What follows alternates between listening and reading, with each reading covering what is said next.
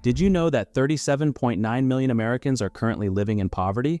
According to the United States Census Bureau, this represents about 11.6% of the U.S. population. So, how did we reach this point? Well, several unpredictable factors can significantly impact one's financial stability. For instance, natural disasters might result in losing a home, or the sudden death of a breadwinner in a family can cause financial turmoil.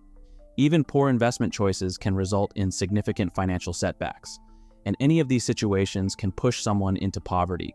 It might feel overwhelming if you or someone you know is facing such financial hardships.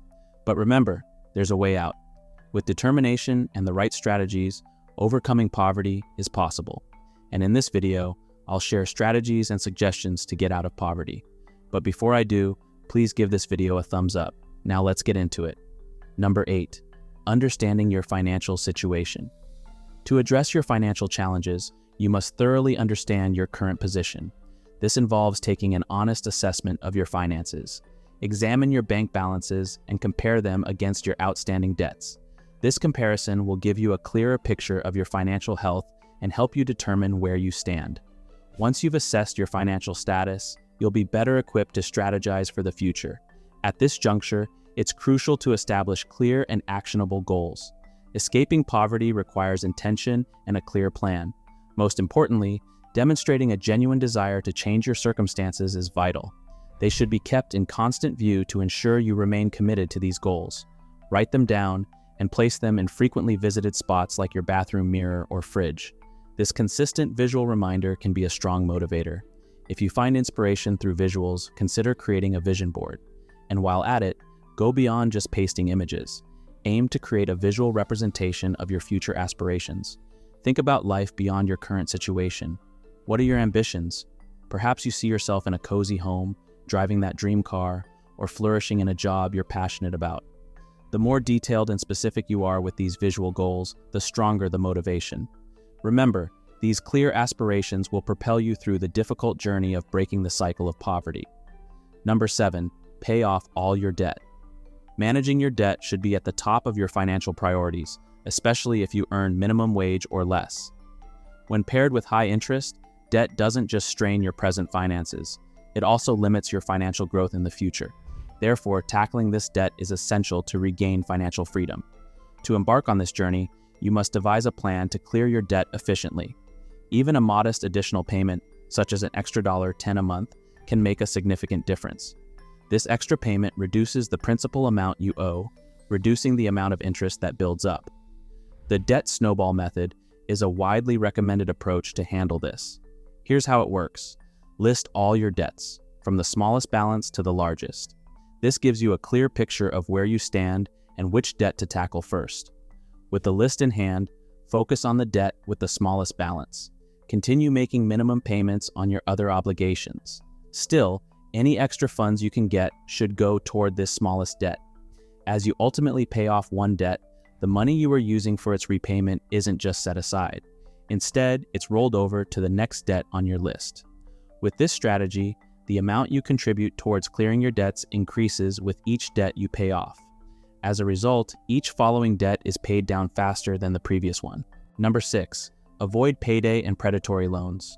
Payday loans seem like a quick solution, but they're often more problematic than they appear. While they might sound like short-term solutions just until the next payday, many find themselves trapped in a cycle of debt for much longer than anticipated. But even so, these types of loans are on the increase. In fact, about 12 million Americans resort to payday loans annually, spending an average of $520 in fees to borrow merely $375. I don't know about you, but that math doesn't add up. The issue with these loans is their very high interest rates and demanding repayment terms. As a result, many borrowers often find it challenging to repay the total amount when it's due. And what do? They take out another expensive loan to clear the previous one. This starts a cycle of borrowing, which can lead to accumulating more debt rather than paying it off. And several reasons could lead you to take out these loans even when you don't want to. For instance, unexpected expenses like medical bills or car repairs, a poor credit history preventing you from getting better loans, or simply not knowing about better loan options. To escape this cycle, consider working on improving your credit score in addition to avoiding payday loans. A higher credit score can qualify you for personal loans with better interest rates and more favorable terms. These loans are generally more manageable, especially in financial crises, minimizing the chances of getting trapped in continuous borrowing. Number 5, look for better work opportunities. If you're working but still struggling financially, consider searching for a better paying job. This could be a critical step in improving your financial situation.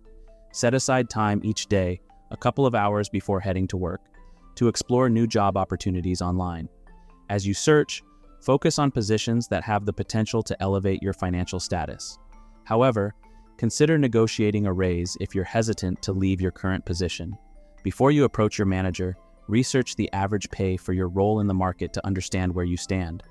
It's best to avoid discussing salaries with coworkers. Instead, use online resources.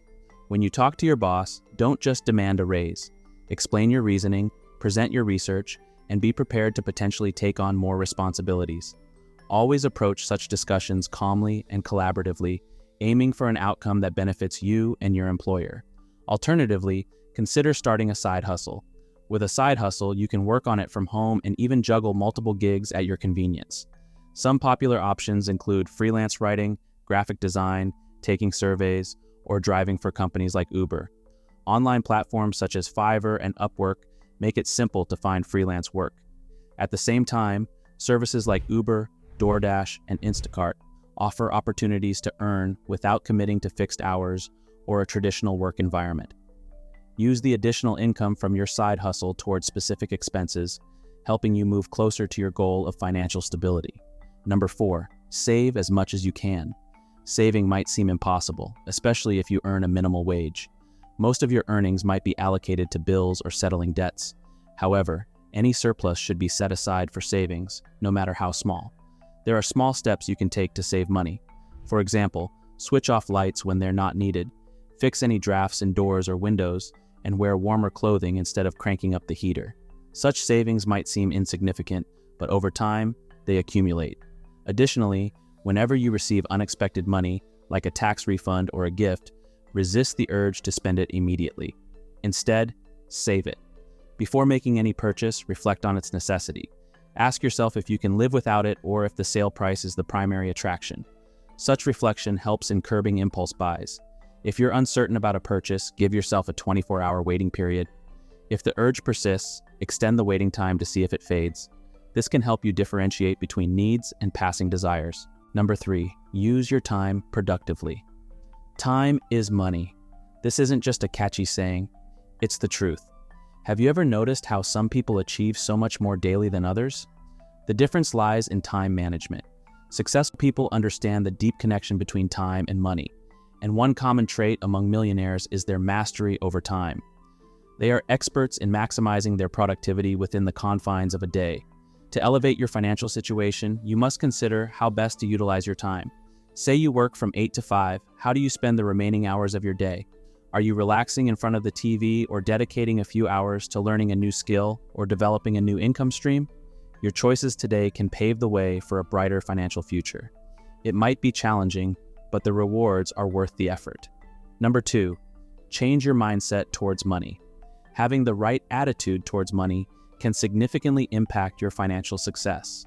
American psychologist Carol Dweck, in her book, Mindset, The New Psychology of Success, emphasizes that believing we can improve is more important than our current ability.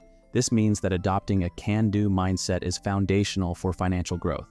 Additionally, research suggests that our attitude determines 80% of our financial outcomes, while only 20% comes from our skills and hard work. To shift towards a more positive money mindset, it's beneficial to reflect on your past. Think about the financial lessons from your childhood, the habits you picked up from your parents, and their money management ways. Recognize your spending triggers and current beliefs about money. Also, evaluate your present financial situation. What assets do you have, and what debts do you owe? Considering these can guide your next steps. Lastly, if you're facing financial challenges now, remember it doesn't define your worth. Being in a low financial position doesn't label you as poor.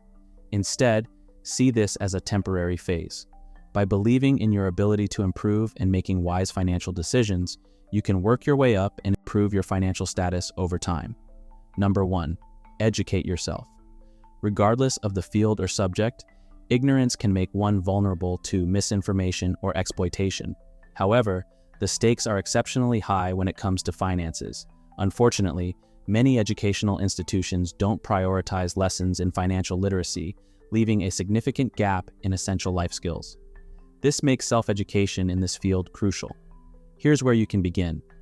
Learn the basics of financial literacy. This will help you navigate more complex financial decisions down the line. Understand credit and its importance. Learn how credit functions and the best practices to build and maintain a good credit score. Familiarize yourself with various financial products and institutions.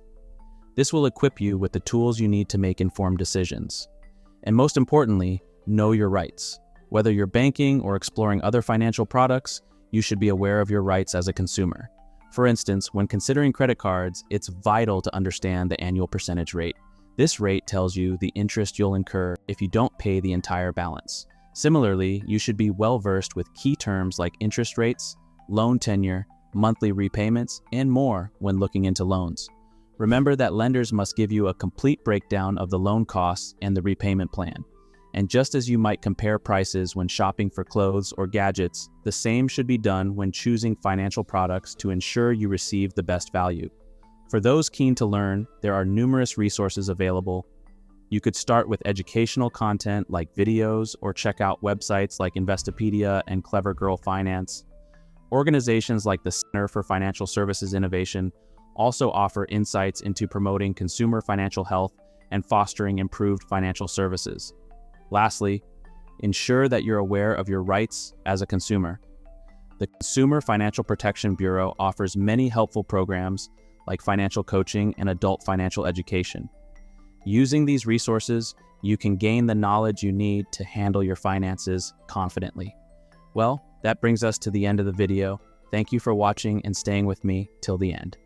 If you have any comments or thoughts you would like to share, please do so in the comment section below. Until next time, have a great day.